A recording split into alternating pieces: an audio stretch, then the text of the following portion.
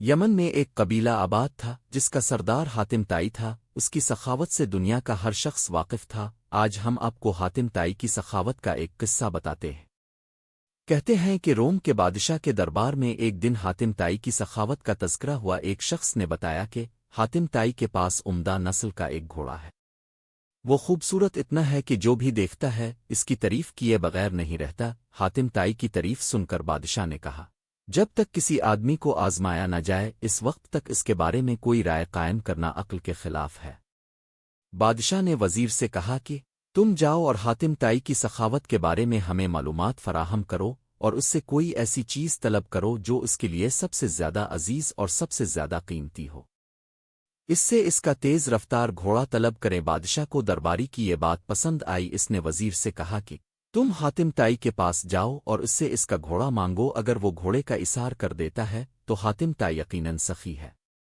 وزیر اور بادشاہ کے درباری سفر طے کرتے ہوئے رات کے وقت حاتم تائی کے گھر پہنچے۔ جس وقت یہ لوگ وہاں پہنچے موسلا دھار بارش ہو رہی تھی۔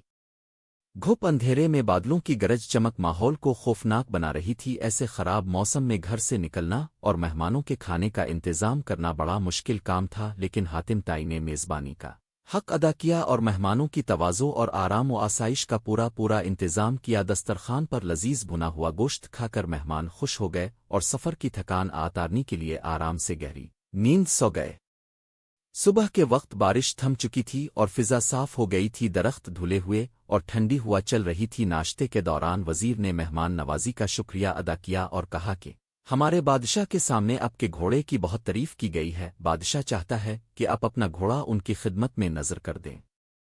وزیر کی بات سن کر حاتم تائی افسوس کے ساتھ ہاتھ ملنے لگے اور افسردہ لہجہ میں کہا کہ اگر آپ گھوڑا لینے آئے تھے تو یہ بات آتے ہی مجھے بتا دینی چاہیے تھی، لیکن اب میں مجبور ہوں اس لیے کہ میرا پیارا گھوڑا اس دنیا میں نہیں ہے۔